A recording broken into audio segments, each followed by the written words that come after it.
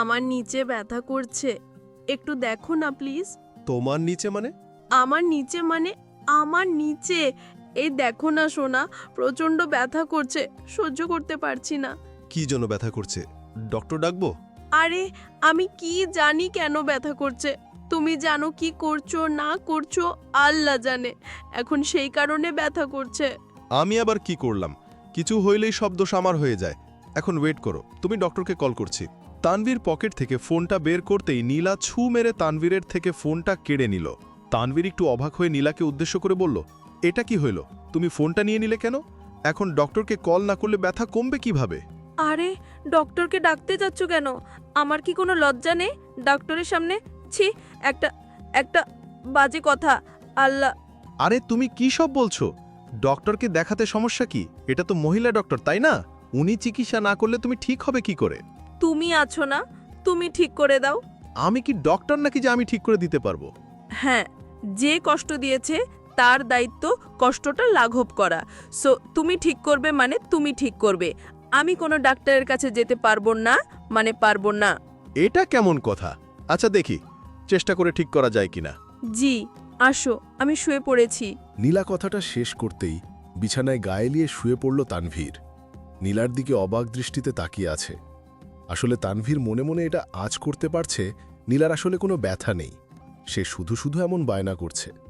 তবে কিছু করার নেই, কারণ এটা তার মনের ভাবনা। এটা মিথ্যাও হতে পারে, কিন্তু নীলাকে দেখে মনে হচ্ছে না তার কোনো কষ্ট হচ্ছে। তানভীর দাঁড়িয়ে দাঁড়িয়ে নীলাকে নিয়ে বিভিন্ন চিন্তা করছে। নীলা তানভীরকে থম মেরে দাঁড়িয়ে থাকতে দেখে তানভীরকে উদ্দেশ্য করে বলল, কি গো, ওখানে দাঁড়িয়ে থাকবে? এখানে কি আসবে না? ব্যথাটা মনে হচ্ছে বেড়ে গেছে গো। নীলার কণ্ঠে তানভীরের ঘোর কাটল। তানভীর নীলাকে উদ্দেশ্য করে বলল, হ্যাঁ আসছি। তানভীর কথাটা বলতেই নীলা পাশে বিছানায় বসে পড়ল। তানভীর নীলার দিকে তাকাতেই নীলা তানভীরের চোখের ওপর থেকে নিজের দৃষ্টি নামিয়ে নিল। তানভীর মুচকি হাসি দিয়ে নীলার আঁচলটা পেটের ওপর থেকে সরিয়ে দিল। আঁচল সরিয়ে দিতে গিয়ে তানভীরের হাতের স্পর্শ নীলার নাভিতে লাগল। হাতের স্পর্শ পেতেই নীলার পুরো শরীর মোচড়ে উঠল। নীলা প্রবল আবেশে নিজের মুখ থেকে বের করল মৃদু চিৎকার। তানভীর আস্তে করে নীলার পেটের ওপর হাত রাখতেই নীলাব ফিসফিস করে বলে উঠল, আরে কোথায় হাত দিচ্ছ? আমার ব্যথা করছে কোমরে, পেটে না। সারাদিন শুধু দুষ্টুমি করার ইচ্ছে থাকে, তাই না ফাজিল একটা? নীলার কথায় কিছুটা অবাক হয়ে তানভীর বলল, তুমি না বললে নিচে? হ্যাঁ নিচেই তো, মানে কোমরের একটু নিচে। নীলার দুষ্টু হাসি দেখে তানভীর বুঝতে আর বাকি রইল না যে নীলা একটা বাহানা করেছে। আসলে তার আদর চাই এখন, তবে মুখ ফুটে সেটা বলবে না, তাই ব্যথার অজুহাত দেখাচ্ছে। তানভীর আলতো করে নীলার কোমর ধরে নীলাকে ঘুরিয়ে নিল। তারপর নীলার কোমরের ওপর হাত রাখল। নীলা পরম আবেশে তানভীরের হাত ধরে ফেলল। তানভীর নীলার কম্পনে নিজের মধ্যে একটা ব্যাকুলতা অনুভব করল। নিজের স্ত্রীর প্রতি তানভীর সর্বদা দুর্বল।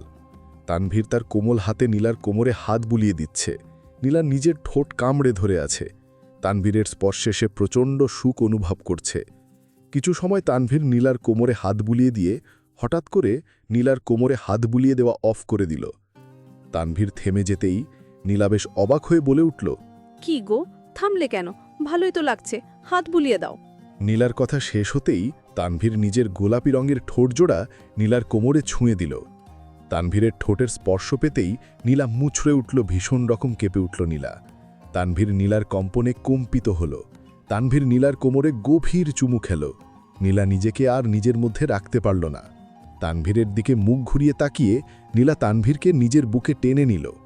তানভীর পরম আবেশে নীলাকে শক্ত করে জড়িয়ে ধরতে নীলা তানভীরের ঠোঁটজোড়া নিজের ঠোঁট দিয়ে চেপে ধরল। নীলা আর তানভীর একটা ঘোরের মধ্যে চলে যায়।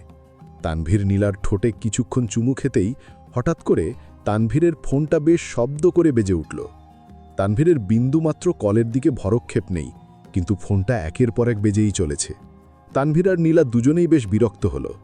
তানভীর নীলার ঠোঁটকে ছেড়ে দিতে বাধ্য হল, কারণ নীলা তানভীরের ঠোঁট থেকে নিজের ঠোঁটজোড়া আলগা করে নিয়েছে। তানভীর নীলার দিকে প্রশ্নসূচক দৃষ্টিপাত করতেই নীলা মৃদু কণ্ঠে বলল, তোমার কল এসেছে তানভী। তানভীর নীলার পাশ থেকে ফোনটা হাতে নিতেই ফোনের স্ক্রিনে দেখতে পেল আলিশা কল করেছে। আলিশা হলো তানভীরের ফুফাতো বোন। এই আলিশাকে নীলা একটুও সহ্য করতে পারে না। তানভীর নীলার দিকে তাকিয়ে মুচকি হেসে বলল, 1 মিনিট, আমি আসছি। তানভীর কথাটা শেষ করতেই বিছানা থেকে উঠে পড়ল। ফোনটা নিয়ে তানভীর চলে গেল ব্যালকনির দিকে। নীলা তানভীরের দিকে প্রশ্নসূচক দৃষ্টিতে তাকিয়ে আছে। নীলা ভাবছে কে কল করেছে যার জন্য তানভীরকে বারান্দায় যাওয়ার প্রয়োজন পড়ল? কথাটা ভাবাচ্ছে নীলাকে। ব্যালকনিতে গিয়ে তানভীর কলটা পিক করল। কলটা পিক করতে ওপাশ থেকে আলিশা বলে উঠল, এই এতক্ষণ লাগে কলটা ধরতে? কি করছিলে এতক্ষণ? না, ওই একটু কাজে ছিলাম। বল, কি হয়েছে? তুই গাড়ি নিয়ে এখনই এয়ারপোর্টে চলে আয়। আমি এয়ারপোর্টে বসে আছি। তুই এয়ারপোর্টে? মানে আমেরিকা থেকে কবে ফিরলি? আজকে ফ্লাইটে ফিরেছি, ভাবলাম তোদের সারপ্রাইজ দেব, তাই আগে থেকে কিচ্ছু জানাইনি। এখন বল, কেমন লাগলো সারপ্রাইজটা? ধুর, তুইও না। আচ্ছা 10 মিনিট ওয়েট কর, আমি আসছি। না, 20 মিনিট ওয়েট করেছি, আস্তে ধীরে আয়। আলিশা হঠাৎ করে আবার কেন এলো বিধাতা জানে। আবার কি ঝামেলা আমার জন্য অপেক্ষা করছে। আনমনে কথাটা বলল তানভীর। তানভীর ফোনটা রেখে পিছনের দিকে ফিরে তাকাতেই চমকে যায়। তানভীর পিছনে ফিরে দেখতে পেল নীলা দাঁড়িয়ে আছে তার পেছনে। নীলার চোখে চিন্তা ও বিরক্তিকর ছাপ স্পষ্ট। তানভীর নীলাকে উদ্দেশ্য করে একটু কাঁপা গলায় বলল, এখানে দাঁড়িয়ে আছো যে, কিছু কি বলবে? কেন? আমার এখানে দাঁড়িয়ে থাকতে কি কোনো সমস্যা, নাকি এখানে দাঁড়িয়ে থাকাটা আমার জন্য বারণ? ও নীলা, কাম অন, এমন করে কথা বলছো কেন মেরিজান? তোমার যেখানে ইচ্ছা সেখানে থাকলে তো আমার সমস্যা। শোনা, তোমার জায়গা আমার বুকে, তুমি শুধু এই বুকে থাক। তানভীর কথাটা বলতে বলতে নীলার কাঁধের ওপর নিজে 2 হাত রাখল। নীলা ভীষণ তিক্ততার কণ্ঠে বলল, কে আসছে? ওহ, ভালো কথা মনে করিয়ে দিস। আলিশা আসছে সারপ্রাইজ দিতে। আগে থেকে কিছু জানায়নি। 2 দিন হয়তো থাকবে, তারপর চলে যাবে। নীলা আর কোনো কথা বলল না। তানভীরের হাত জোড়া নিজের কাঁধের উপর থেকে নামিয়ে দিয়ে সে চলে যায়। তানভীর বেশ বুঝতে পারছে নীলা আলিশার এখানে এমন হুট করে আসায় মোটেও খুশি হয়নি। কিন্তু কি আর করার, আলিশা তার ফুফাতো বোন, তাকে তো এখানে আনতেই হবে। তাছাড়া তানভীরের করার মতো কিছু নেই। নীলা চলে যেতে তানভীর গাড়ির চাবি নিয়ে দ্রুত বাড়ি থেকে বেরিয়ে যায়। এয়ারপোর্টে আসতেই তানভীর আলিশাকে কল করে। কিছু সময় কলটা রিং হবার পরে হঠাৎ করে তানভীরকে ভীষণ অবাক করে দিয়ে একটি শর্ট স্কার্ট পরা মেয়ে তানভীরের দিকে দৌড়ে ছুটে আসতে লাগল। তানভীর ভালো করে লক্ষ্য করে বুঝতে পারল এটা আলিশা। এই কয়েক বছরে সামান্য পরিবর্তন হয়েছে, তবে তাকে চেনা যাবে না এমন কিছু নয়।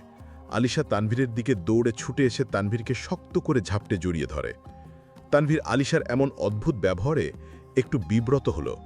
আলিশা তানভীরকে জড়িয়ে ধরে বলতে লাগল, মাই সুইট কিউট বয়টা এত হ্যান্ডসাম হতে কে বলেছে তোমায়? সেই দূর থেকে আমার দৃষ্টি তোমার উপর পড়ে যায়। কি রূপ! এই রূপের সেই আমেরিকা থেকে আমায় টেনে হিচড়ে নিয়ে এসেছে। আলিশার কথা শুনে তানভীর থ মেরে যায়। এসব কি বলছে আলিশা? মাথা ঠিক আছে তোর? থ মেরে দাঁড়িয়ে কথাটা ভাবল তানভীর।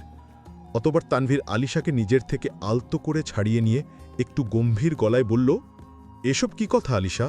তোকে না বারণ করেছি এসব কথা বলবি না?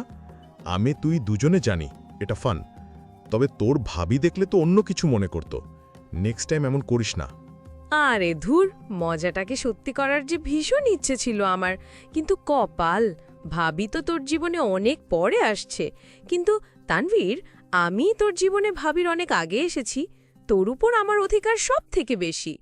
আলিশা তানভীরের দিকে তীক্ষ্ণ দৃষ্টিতে তাকিয়ে আছে। তানভীরও আলিশার দিকে এক দৃষ্টিতে তাকিয়ে আছে। কেউ কোনো শব্দ করছে না, মনে হচ্ছে দুজন নীরব হয়ে গেছে। কোনো একটা বাঁধন তাদের আটকে দিয়েছে। কিন্তু তানভীর সেই নীরবতাটাকে বেশিক্ষণ স্থায়ী হতে দিল না। বেশ শব্দ করে তানভীর হেসে ফেলল। তানভীরের ঠাটের কোণে হাসির রেখা দেখে আলিশাও খিলখিল করে হেসে দিল। মজার ছলে আরও বহু বছর আগে আলিশা তানভীরকে ভালোবাসি বলে, কিন্তু তানভীর সেটাকে মজা হিসেবে নিয়ে আলিশার সত্যিকারের ভালোবাসাকে প্রত্যাখ্যান করে। নীলাকে ভালোবেসে বিয়ে করল। সেদিন আলিশা প্রচণ্ড কষ্ট পায়। এমনকি বিয়ের পর আলিশা সরাসরি নীলাকে বলে দিল সে তানভীরকে ভালোবাসে, কিন্তু তখন আর করার মতো কিছু ছিল না। নীলা এসব কথা শোনার পর থেকে আলিশাকে সহ্য করতে পারে না। নীলার জায়গায় যে কেউ থাকলে হয়তো এমনটাই করত, কারণ একজন নারী সবটা সহ্য করতে পারলেও নিজের স্বামীর ভাগ কখনো কাউকে দিতে পারে না। তানভীর আলিশাকে নিয়ে সোজা এয়ারপোর্ট থেকে বাড়ি চলে আসে। বাড়ি আসতেই আলিশা নীলাকে দেখতে পেয়ে নীলাকে ধরল। নীলা একটু অবাক হয়ে যায়, কারণ সে আলিশাকে দেখতে পায়নি।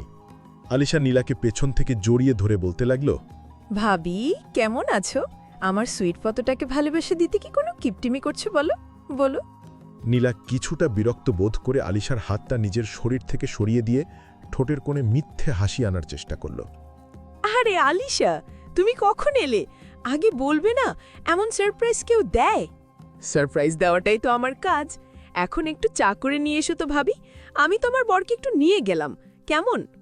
আলিশা কথাটা শেষ করতেই তানভীরের হাত ধরে তানভীরকে টানতে টানতে নিয়ে যেতে লাগল নিজের সঙ্গে করে।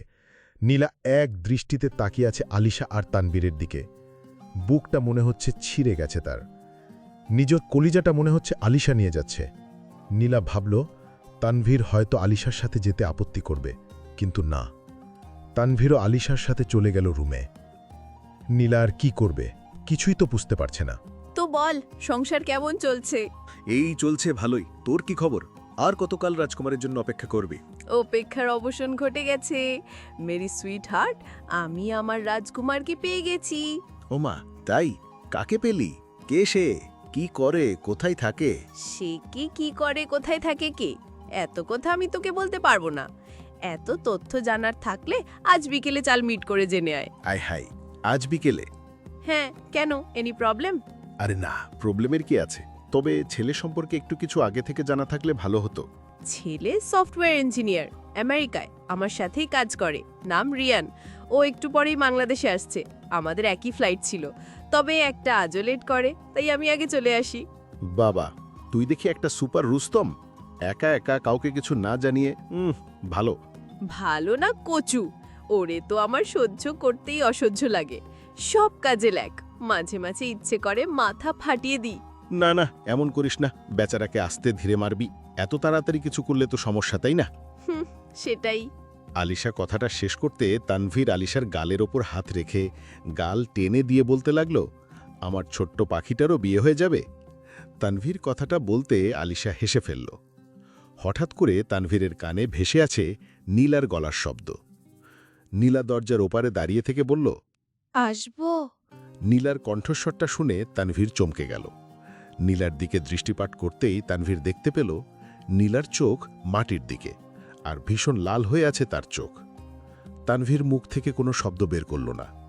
নীলা আসতেই আলিশা বসা থেকে দৌড়ে নীলার হাত থেকে চায়ের প্লেটটা আগিয়ে নিয়ে অন্য হাত দিয়ে নীলাকে জড়িয়ে ধরে নিজের সাথে করে বসিয়ে দিল। নীলা কোনো কথা বলছে না। তানভীর বেশি রেগে গিয়ে ভারী কণ্ঠে বলল, এসব কি নীলা? আমি বুঝতে পারলাম না। এমন করে অনুমতি নেওয়ার কি আছে? আজ বিকেলে আমরা রিয়ানের সাথে দেখা করতে যাব। রিয়ানের সাথে আলিশার বিয়ে ঠিক করতে হবে। আশা করি তুমি যাবে আমার সাথে।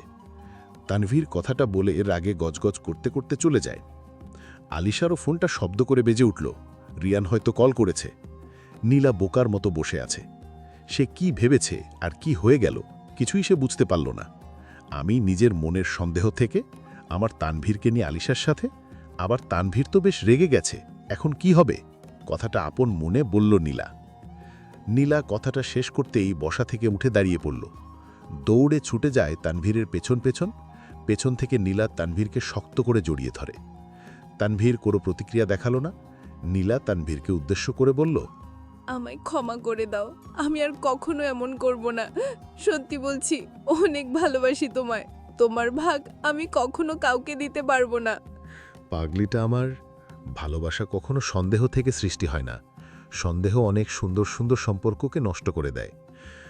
বেঁচে থাকুক এমন সব ভালোবাসাগুলো। আমাদের আজকের গল্পটি আপনার কাছে কেমন লেগেছে সেটি অবশ্যই কমেন্ট করে জানাবেন। ভিডিওটি যদি ভালো লেগে থাকে তাহলে অবশ্যই বন্ধুদের সাথে শেয়ার করবেন। দেখা হবে আবারও নতুন কোনো গল্প নিয়ে। সে পর্যন্ত আমাদের সাথেই থাকুন। ধন্যবাদ।